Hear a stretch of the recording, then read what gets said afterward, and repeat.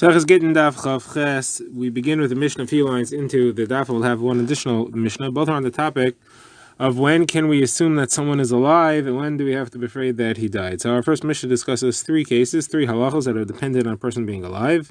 The Gemara will say that you can assume that he's alive in all these circumstances. The Mishnah will say you can assume he's alive in all these circumstances. The Gemara will limit it, and then the Gemara will discuss what those limits are and have some other questions on the Mishnah. Let's begin. The Mishnah says, three cases in which you need to know the person is alive in order to fulfill a certain halacha. One is if somebody says, give a get to my wife. Another is if a woman wants to eat truma.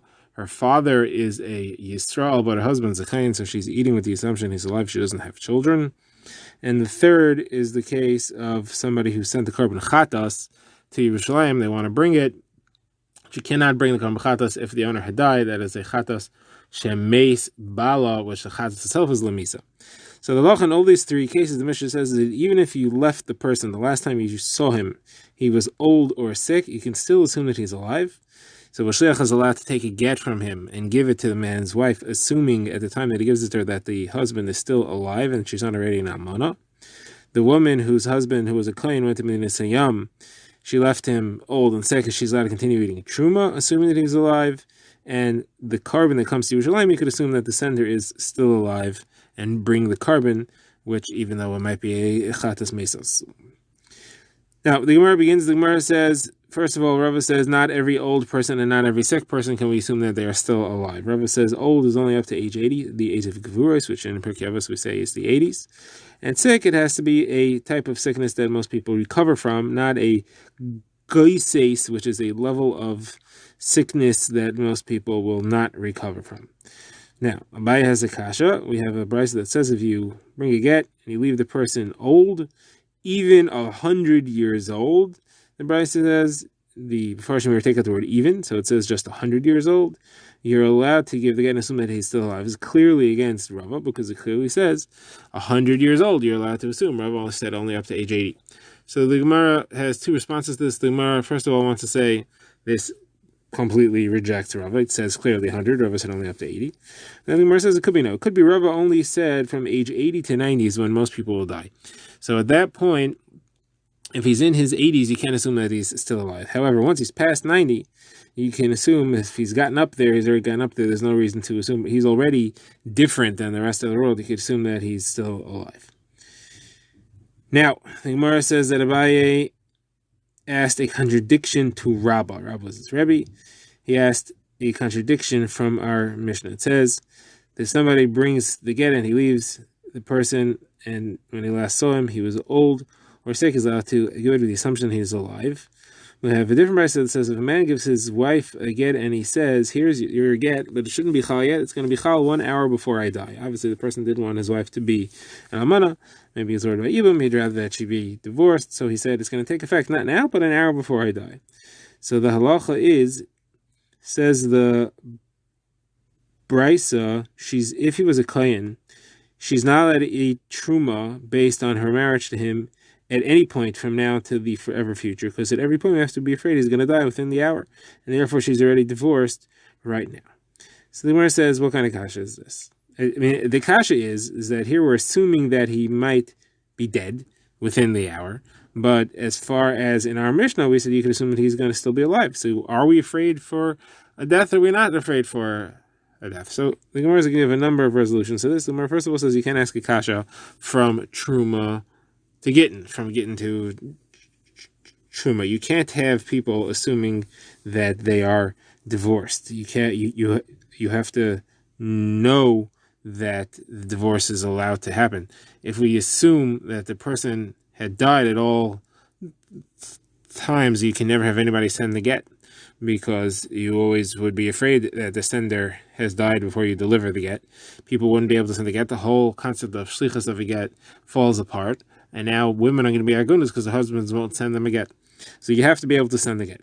However, truma, okay, so why does she have to eat it? Truma, let her eat chulin.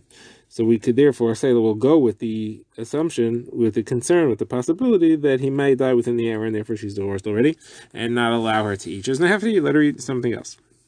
So the Gemara says that's a good answer. The problem is we have the second case of Mishnah, which clearly says that she's allowed to eat truma, and she doesn't have to be afraid that he's going to die. So forget Gittin ask a kasha from Truma to Truma. In our Mishnah, she is allowed to eat Truma, assuming that he's going to live. And in this case, she's not allowed to eat Truma because she has to assume that he's going to die within the hour. So are we afraid for, as far as Truma is concerned, are we afraid for the death imminent or already happened, or are we not afraid for that? So the Gemara gives a few answers to say what the difference is between this case of where a get was sent or where he traveled and you assume that he's still alive and she can eat truma, as opposed to where she got the get an hour and it takes effect an hour before he died, where she's not allowed to eat truma because he may die within the hour. So the Gemara's first answer is Rav Ada Braid Rav Yitzchak, and he says the difference here is that she's going to become divorced 1 hour before he dies. He's going to die at some point. This is going to happen eventually, and therefore we have to be assumed that it's happened already. However, in the case of where he sent the get, why do we have to assume that he died? Well, there's no reason to say that he's going to die at some point before she gets the get. Who says that happens? Now, Rashi says this is a weak answer because the kasha the Gemara asks is obvious. The Gemara asks, how do you know that he's going to die first and this is ever going to happen, that she'll get divorced? Maybe she's going to die first and it's never going to happen. So therefore, the Gemara quotes Abayi's answer. Abayi says that it's actually machlokes tanaim. There's no contradiction between the brises. And machlokes Rabbi Meir against Rabbi Yehuda. It's not just Rabbi Yehuda. There are many opinions who hold that we are concerned for the death. And the Gemara compares this to a guy who has to rely on a barrel not breaking. Rabbi Meir says we are not concerned the barrel is going to break. And Rabbi Yehuda and Rabbi Yisrael and Shimon say we are concerned the barrel is going to break. What's the case there? A case we saw in the last daf. Somebody who brings a barrel of wine, he wants to take a drink, but he's not able to take off truma and meiser. So he could rely on breira, the Mishnah says. He can say that the 2 lugin that I'm going to separate when I get home are truma mixed into it. Now, the 10 are meiser rishon and the 9 are meiser sheni, and it is rendered redeemed on this coin that I have. And then he can drink it right away. Rabbi Meir says he could drink it. Rabbi Yehuda, Rabbi Shimon, and Rabbi Yossi say he can't. So Rabbi Yehuda, Rabbi Shimon, and Rabbi Yossi, we said are afraid that the barrel is going to break before he ever gets the chance to separate the truma. He'll end up never separating it, and therefore it'll have been that he drank tevel. However, Rabbi Meir is not worried for that. So the breaking of the barrel is so to the death of the person, and therefore the same machlokes is about whether we're concerned that he's going to die or not. That's Abayi's answer, and now we have our third answer. This is Rava. Rava says the difference is between whether we're discussing whether we're concerned that he died already or whether we're concerned that he's going to die within the hour. To say that he died already, we don't have that fear. We aren't concerned for that because he has a chazaka that he's alive. That he's not going to die within the hour. There's no chazaka that he's not going to die within the hour. Why should that be? He's alive now. It doesn't mean he's not going to die within the hour. So Gemara asks, Rav Ada Ramasna says, but why don't you say the same thing about the barrel and the machlokes between Rabbi Yehuda and the other Tanaim? Why don't you say that there is no chazaka that it's going to not break within the hour? And yet we still see that there's a machlokes. You're telling us that everybody agrees that there's no chazaka that's going to break, there's no chazaka that a person's not going to die within the hour. But here we did see machlokes as to whether there is a chazaka that the barrel's not going to break. So the Gemara quotes of Yehuda Midiskarta, who says that the barrel is different because there is an assumption the barrel is not going to break, according to Rabbi Meir, because he could give it to a guard and he could watch it and make sure that it's not going to break. So Ramshashi asks on that, how is the guard able to protect it? Accidents happen. Just like the guard is guarding the barrel, someone needs to guard your guard. He might break it himself. So Gemara answers, okay, we'll just adjust Rava a little bit. To say that we're afraid that he died already, we're not concerned because he has a chazaka that he's alive, and that's what I'm just referring to. To say that he is going to die within the hour, that's a machlokes tanaim.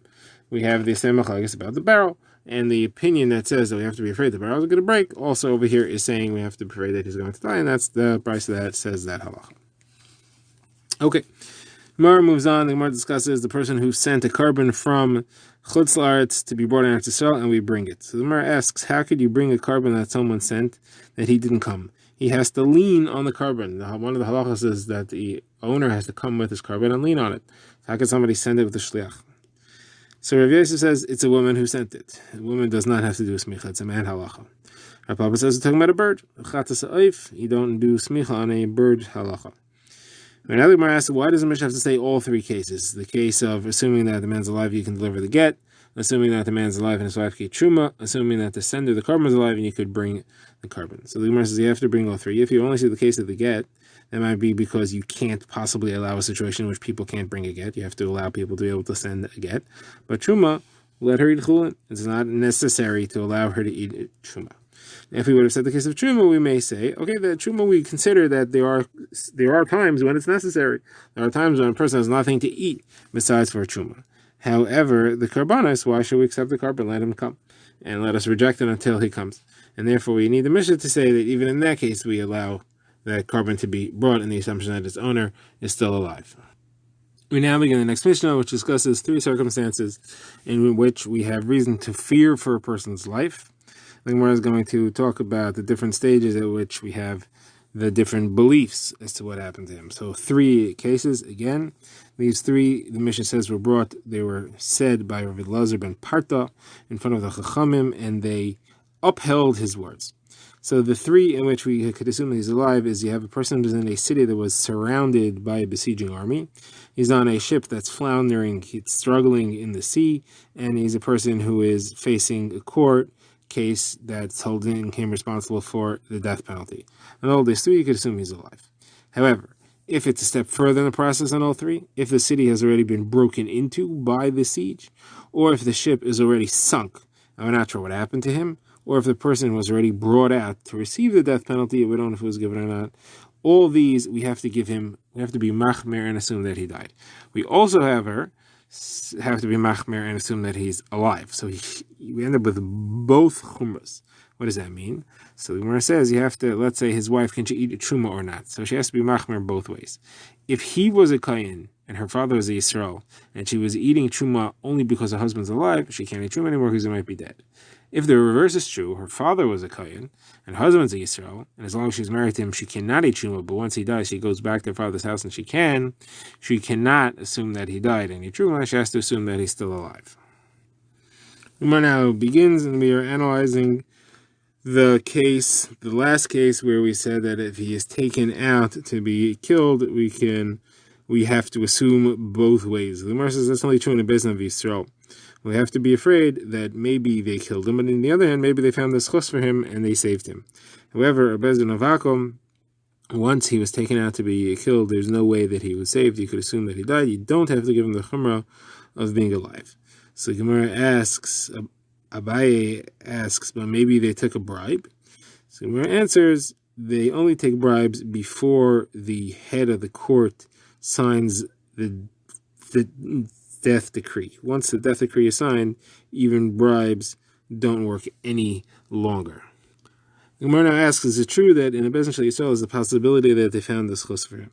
In the case is a Bryce in Makkos, which says that if somebody ran away from a court and we catch him and we have witnesses who come and they say that we are testifying that this person was found guilty of the death penalty in such and such court, and such were his witnesses, we're allowed to take the guy that we caught and put him to death ourselves. So you see, we don't have to be afraid that original court found this chus. We could say that once the psak din was put out on him, he was certainly, we could assume he was killed, and there's no assumption that we could assume that he is still deserving of being killed, and we can carry out the sentence ourselves, and we don't have to be afraid that Bezdin found this chus. Gemara says this is different because he ran away. A runaway you don't find this chus for. A runaway is guilty, obviously. Our case, he's not a runaway, so there is a possibility that this chus was found. Next, Gemara asks a similar case. The Gemara says, if someone heard, and here we're discussing, are you allowed to marry off his wife, assuming that her husband had died? If you heard from a Jewish court that they were standing and saying that such a person is dead or killed, so you're allowed to let his wife remarry. However, if it was if you heard it from an executioner, this person is dead or killed, you're not allowed to believe him and marry off the wife. So when we say dead or killed, what are we referring to over here? Do we mean that he's saying he actually is dead or killed? If that's the case, why should be a difference between a court of Yisrael or an executioner of Eved Kechavim? Executioner of Eved Kechavim would just be Mesiach Lefutumah. He's not telling us the halacha. He's just announcing in his own simplicity that this is what happened. And the halacha is you could believe someone like that. So why wouldn't you believe him? So it must be that he's not saying that he was literally killed. He's saying he was taken out to be killed. If that's true, then the case in which we are hearing from a Beis Din of Yisrael that he's taken out to be killed, it still says you could assume that he's dead, and you can marry off his wife. Obviously, you don't have to be afraid that they found his chus. So what's pshat? The Gemara answers no. Here, we're really talking about where he said that they were killed mamish. And therefore, the Beis Din of Yisrael, you could assume that it's true. The executioner of Kechavim, even though it's Masech Lefutuma, you can't believe it. And that's because it's something that they need to brag about. It's something that they like to show off and say that they killed this guy. It is a glory for them. And therefore, they can't necessarily assume that it's the truth. It could be that they're saying it as an exaggeration.